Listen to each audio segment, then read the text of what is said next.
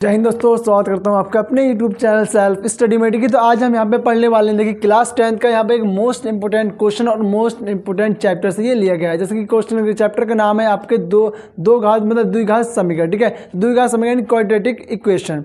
तो आपको इस चैप्टर से ये वाला जो क्वेश्चन मैंने यहाँ पे लिया है, इस क्वेश्चन को देखिए हम दो तरीके से कर सकते हैं, दो क्या तीन तरीके से भी इसको कर सकते हैं हम। ठीक है, देखिए एक तो होता है विभक्त निकालना, ठीक है, और एक होता है यहाँ पे क्या है, मूल सूत्र के द्वारा इसको ज्ञात करना, यानी कि धराचार्य वाला जो सूत्र आपने पढ़ा होगा तो उससे इसको ज्ञात करना। और एक होती है गुणनखंड विधि। तो गुणनखंड विधि जो मैंने आपको पिछली वाली वीडियो में बताया था, तो उसका लिंक मैं इसके डिस्क्रिप्शन दे दूंगा, आप वहाँ पे देख लेना उसको। ठीक है, तो देखिए यहाँ पे जो समीकरण के मूल सूत्र द्वारा ज्ञात करो, इसमें ये बोला गया है। ठीक है, तो समीकरण के मूल जो इसमें देखिए ज्ञात करना, हम किस तरीके से ज्ञात करेंगे मैं वही बताना हूँ। ठीक है, आपको चलिए इसको शुरू करते हैं। देखिए सबसे पहले यहाँ दिखा कि समीकरण के मूल सूत्र द्वारा ज्ञात करो। समीकरण के जो मूल होता है ना, वो सूत्र होता है। जो सूत्र क्या होता है भाई, इसका धराचार्य, उसको बोलते हैं हम धराचार्य वाला सूत्र। तो इसमें एक तो भैया द्विघात समीकरण का मतलब जो समीकरण होती है द्विघात, वो क्या होती है, तो सबसे पहले हम उससे करते हैं। जैसे यहाँ पर दिया 2x² + 14x + 9 = 0।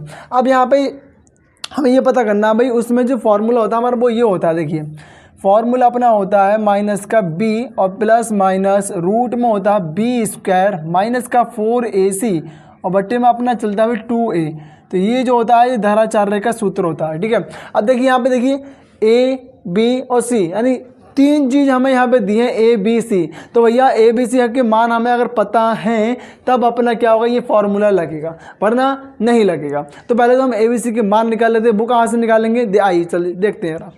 तो उसका जो वही समीकरण लगती है, उसमें क्या होती है, समीकरण होती है द्विघात समीकरण। क्या होती है, देखिए समीकरण होती है ax² + bx + c और बराबर 0 से तुलना करने पर हम, ठीक है, इस वाले समीकरण से और इस वाले समीकरण की हम तुलना करते हैं। देखिए और देखिए तुलना करने पर ये सेम बैठती है या नहीं। अगर सेम है तो अपना a b c का मान मिल जाएगा, और अलग अलग है तो a b c का मान हमें नहीं मिलेगा यहाँ से। तो देखिए यहाँ पे x² तो यहाँ भी x² है, यहाँ पे x है तो यहाँ भी x है। ठीक है, अब यहाँ पे x नहीं है तो c है केवल, तो c का मान 9 हो गया। ठीक है, यहाँ पे a की देखो x का x² का गुणांक यहाँ पे कितना है, a है। ठीक है ना, x² का गुणांक अपने यहाँ पे a है, और यहाँ पे x² का गुणांक जो दिया मुझे यहाँ पे 2 दिया है। तो यानी कि a का मान जो है मुझे यहाँ पे 2 मिल गया। ठीक है, तो a का मान यहाँ पे कितना मिला मुझे, a का मान यहाँ पे 2 मिल गया है। उसके बाद यहाँ पे x का गुणांक b है और b यहाँ पे x का गुणांक 14, तो यानी कि b का मान यहाँ पे कितना हुआ, 14 हुआ। ठीक है, तो b का मान मेरा यहाँ पे 14 हो जाएगा। ठीक है, उसके बाद c का मान 9 हो जाएगा यहाँ पे। ठीक है, तो c बराबर 9 आ गया।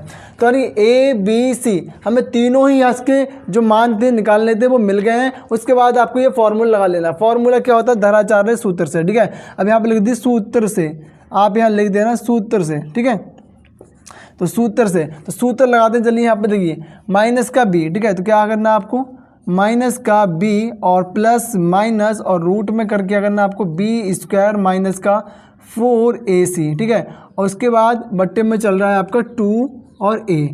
ठीक है, बट्टे में कितना आपका 2a। ठीक है, अब देखिएगा यहाँ पे जो दिया है आपको b, तो b का मान आपको देखना है इसमें कितना, तो b का मान है प्लस का 14 है। ठीक है, तो आपको 14 यहाँ पे रख लेना है। तो माइनस का b है तो b का मान 14, तो 14 यहाँ पे रखिएगा, और माइनस लगाए इसमें तो माइनस हो जाएगा ये। ठीक है, तो माइनस हो गया ना, इतना क्लियर है ना, बहुत बढ़िया।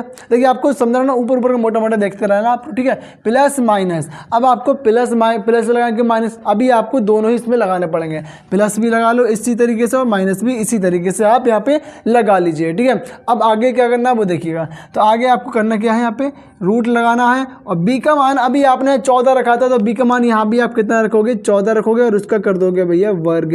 ठीक है, क्योंकि इस पर वर्ग लगा हुआ है, स्क्वायर लगा हुआ है, तो आप भी इस पर वर्ग कर दोगे। उसके बाद माइनस का 4 यहाँ पे लिखना है, 4 तो फॉर्मूले में। अब a का मान कितना दिया, a का मान आपको यहाँ पे 2 दे रखा है, देखिए ये रहा। तो a का मान गुणा में 2 रखोगे, और गुणा में c का मान आपको दिया है कितना, यहाँ पे 9 दिया, तो c का मान आपको यहाँ पे कितना रखना है, 9 रखना है। उसके बाद बट्टे में आपका कितना आएगा, 2, और भाई a का मान कितना है, a का मान आपका 2 है यहाँ पे। ठीक है, तो गुणा में आ गया आपका 2।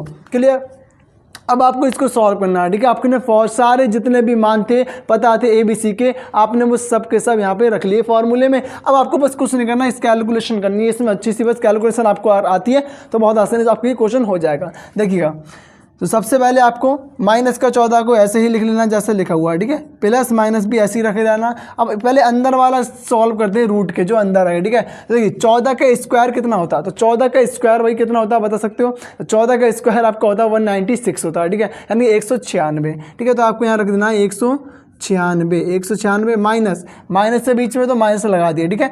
4 दूनी 8 और 8 निम्न कितना होता है, तीनों की गुणा कर लो ना।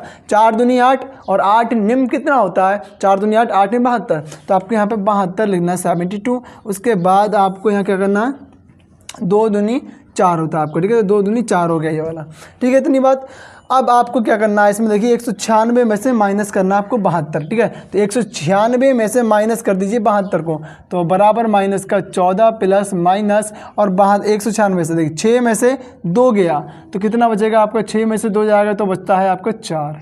उसके बाद 9 में से 7 माइनस करो तो फिर 2 बचेगा और 1 में से कुछ नहीं तो 1 बच जाएगा आपके यहाँ पे 124 ये आपका आ गया, ठीक है। अब आपको क्या करना है, बट्टे में आपको जो 4 चल रहा है वो लिख लीजिएगा। इतनी बात आपको समझ में आ गया, ठीक है। अब आपको 124 देखना है, तो रूट के अंदर 124 है। अब 124 किसी का भी वर्ग नहीं होता, ठीक है, वर्गमूल यहाँ पे किसी का नहीं है तो किसी में भी बाहर नहीं निकलेगा। तो आप क्या करेंगे, इसको एलसीएम ले लीजिए। आप क्या करिए, इसका एलसीएम ले लीजिए, इसको तोड़ लीजिएगा, ठीक है। तो एलसीएम में देखिए, एलसीएम लेके इसको तोड़ते हैं हम, ठीक है, ऐसे करके नहीं, 2 छिंग 12 और 2 दूनी 4 हो गया, 2 3 6 हो गया और 2 एकम 2 हो गया, ठीक है। 31 एकम 31 आपका ये हो गया। तो आपने इसी टूट गया, ठीक है। तो हम इसी रूप में इसको यहाँ पे लिखेंगे। अभी देखिए, तो माइनस का 14 प्लस माइनस और रूट में हम लिखेंगे इसको क्या, 2 गुणा 2 और गुणा में लिखेंगे 31, ठीक है। आपको इतना लिख लेना है आपको, ठीक है, ध्यान रखना। हमने इतना लिख लिया। अब ये किसी कटता तो है नहीं वाला 31, तो वही किसी से नहीं कटेगा, इसलिए हमने इतना ही लिख लिया। अब आप क्या करोगे, यहाँ पे बट्टे में आपका कितना है, यहाँ पे 4 है, ठीक है। अब 4 आपने लिख लिया, उसके बाद माइनस का 14, ठीक है। तो माइनस का आपका कितना है यहाँ पे 14 आपको यहाँ लिख लेना है। उसके बाद यहाँ पे देखिए 2 ये जोड़ा बन रहा है, मेरा वर्ग है ना, तो वर्ग में 2 जोड़े बन के बाहर निकल जाता है वो, ठीक है। तो 2 गुणा 2 आपका ये कितना आ गया, प्लस माइनस में आपका ये बाहर आ गया 2 और रूट में लिख गया आपका कितना 31, ठीक है। रूट में आपका 31 आ गया और बट्टे में क्या है आपका 4 है, ठीक है। अब आपको 2 बार यानी कि एक बार प्लस और माइनस 2 निशान दिए ना, तो एक बार आप प्लस में इसको लिख लीजिएगा पूरे को और एक बार आप इसको माइनस में लिख लो। तो कैसे देखिएगा, माइनस का 14 और यहाँ पे क्या करना है आपको, माइनस का यानी प्लस का लिख लीजिए पहले 2 और रूट में कितना है 31, बट्टे में आ गया आपका यहाँ पे कितना 4। ये हो गया एक तरीका। और दूसरा आपको लिखना है माइनस का 14। अब देखिए प्लस वाला हो गया, नीचे क्या है माइनस, तो माइनस लगाइएगा और 2 और कितना आएगा रूट में 31, बट्टे में आ गया आपका कितना 4 आ गया, ठीक है। तो आप इतना भी इसको छोड़ सकते हैं, ठीक है। तो इतना आपका ये आंसर इसका हो जाएगा पूरा, ठीक है। तो समीकरण के मूल सूत्र द्वारा कैसे ज्ञात करते हैं मैंने आपको वो बता दिया। इससे पहले मैंने आपको गुणनखंड विधि बताई थी, ठीक है। तो आपको दोनों तरीके मैंने यहाँ बता दिए चैप्टर नंबर 4 के, ठीक है। तो चैप्टर नंबर 4 के कौन सा, आपने द्विघात समीकरण है जो कि इंपॉर्टेंट चैप्टर आपके एग्जाम के लिए, ठीक है। तो चलिए आज की वीडियो में हम यहीं पर इतना ही छोड़ते हैं, आगे वाली वीडियो में फिर मिलते हैं। थैंक यू एंड जय हिंद।